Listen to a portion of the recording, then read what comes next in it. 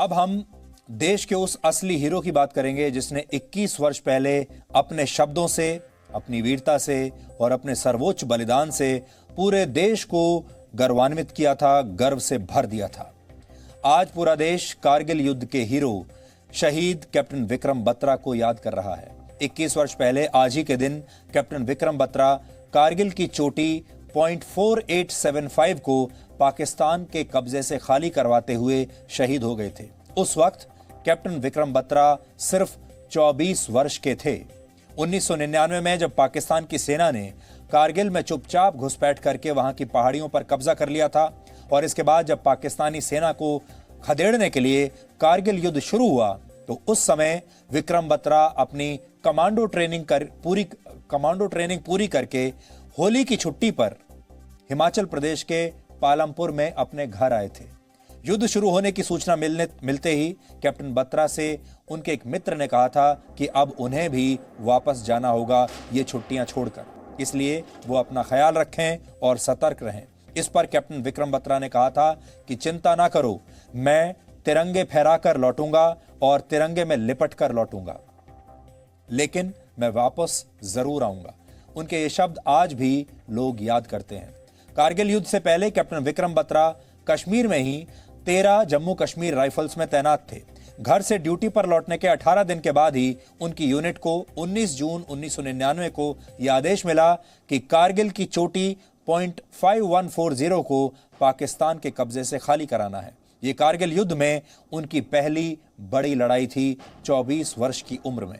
कारगिल की चोटियों पर बैठी पाकिस्तानी सेना से लड़ाई आसान नहीं थी, लेकिन सधी हुई रणनीति और वीरता से कैप्टन विक्रम बत्रा और उनकी यूनिट ने .5140 की लड़ाई जीत ली और वहां पर तिरंगा फहरा दिया। इस चोटी को बाद में टाइगर पॉइंट नाम दिया गया। विक्रम बत्रा के नेतृत्व में ही यह ऐसी लड़ाई थी जिसमें उनकी यूनिट के किसी भी सैनिक की जान नहीं गई थी। .5140 की जीत ने भारतीय सेना में एक ऐसा जोश भर दिया था कि फिर कारगिल की एक के बाद एक चोटियों पर ऐसे ही तिरंगा लहराने लगा। पहली बड़ी जीत के बाद कैप्टन विक्रम बत्रा ने जो शब्द कहे थे वो उस वक्त ही नहीं बल्कि आज भी पूरे देश में गूंज रहे हैं और ये शब्द हैं, ये दिल मांगे मोर। विक्रम बत्रा के ये शब्द पूरे कारगिल युद्ध का नारा बन गए थे। इसके बाद 29 जून 1999 को कारगिल की चोटी .4875 को खाली करवाने की तैयारी हुई और इसके लिए फिर से कैप्टन विक्रम बत्रा की टीम को बुलाया गया। यह लड़ाई भी बहुत मुश्किल थी क्योंकि यह जगह 17,000 फीट की ऊंचाई पर थी और .4875 बहुत तीखी ढलान वाली चोटी थी जहां पर चढ़ाई करके युद्ध लड़ना और ऊपर बैठे दुश्मन को मार गिराना बहुत कठिन काम था। लेकिन कैप्टन विक्रम बत्रा और उनकी टीम ने यह ठान लिया था कि इस चोटी पर तिरंगा फहराकर ही लौटना है। कैप्टन विक्रम बत्रा शेर शाह के नाम से भी जाने जाते थे। चोटी पर बैठे पाकिस्तानी सेना के कमांडर ने यह कहा था कि शेर शाह ऊपर मत आना, वापस नहीं जाओगे। इस पर कैप्टन बत्रा ने जवाब दिया था कि 1 घंटे में पता चल जाएगा कौन जाएगा और कैसे जाएगा।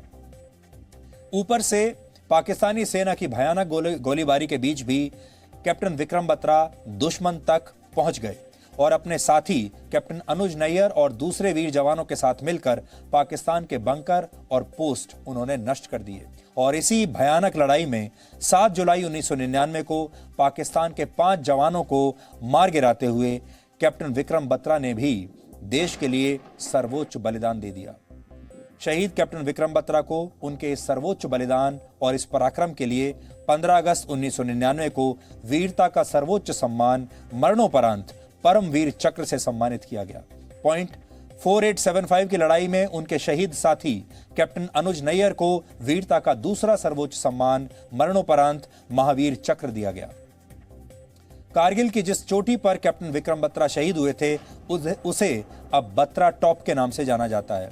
हर वर्ष कैप्टन बत्रा का परिवार, उनके पिता और उनके जुड़वा भाई विशाल इस चोटी पर जाते हैं और कैप्टन बत्रा को याद करते हैं, उन्हें श्रद्धांजलि देते हैं। कैप्टन विक्रम बत्रा के अंतिम संस्कार पर उनकी मां ने एक बात कही थी कि भगवान ने शायद इसलिए उन्हें जुड़वा बेटे दिए कि अगर एक चला जाए तो दूसरे को देखकर वो हमेशा याद आए।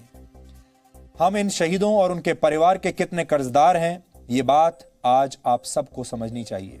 ये महत्वपूर्ण है कि हमें इन वीरों के पराक्रम और सर्वोच्च बलिदान की कहानियां याद रहें, पता रहें और हमारी अगली पीढ़ियों को भी ये पता रहे, ताकि हमें ये पता चल सके कि हमारी सुरक्षा और देश की रक्षा के लिए कैप्टन विक्रम बत्रा और कैप्टन अनुज नायर जैसे न जाने कितने वीर, कितने युवा खुद को बलिदान कर देते हैं।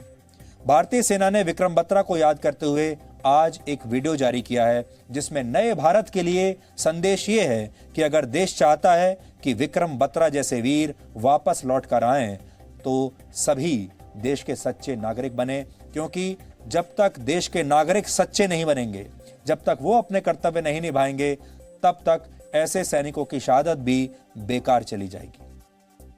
I answered my country's call. I gave my life, my best, my all.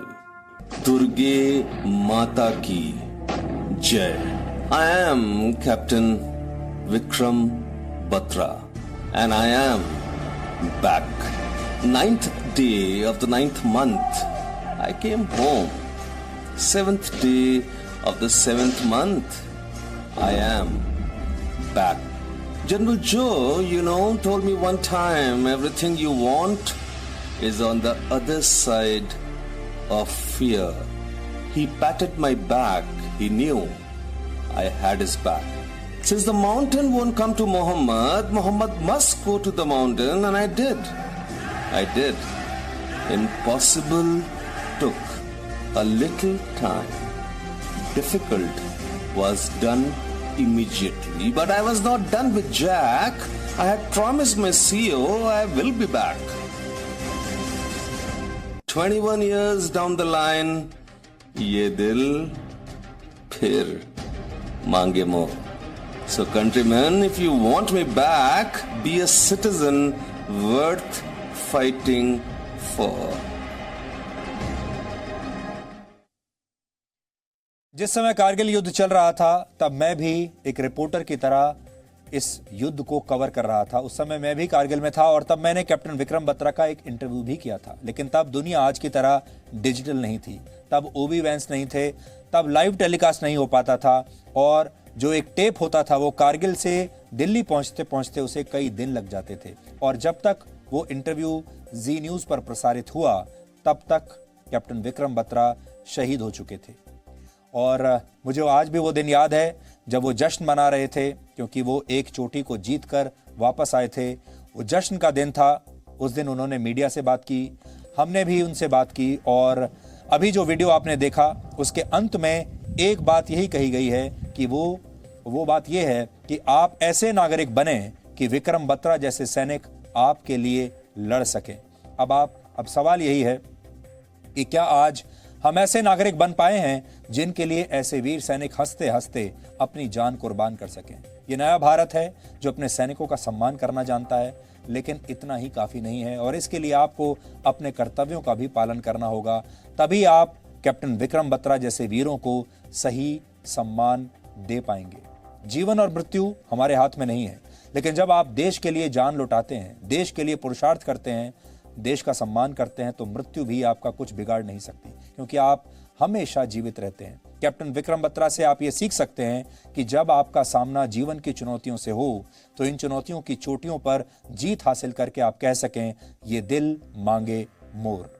जब उन्होंने ये शहादत दी थी, वो सिर्फ 24 वर्ष के थे और आपने देखा होगा आपके आसपास 24 वर्ष की आयु में कितने लोग ऐसे हैं जो देश के बारे में सोचते हैं, जो देश के लिए अपनी जान भी दे सकते हैं।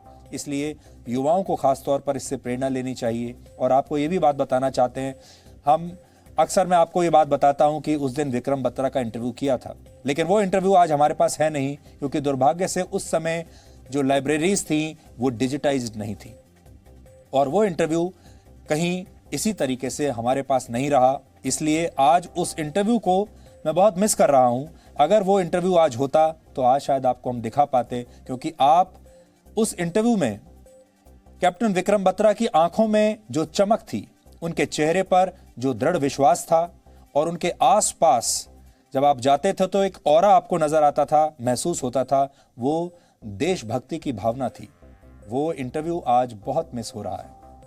Presenting V News app, available on Google Play and App Store. Download it now.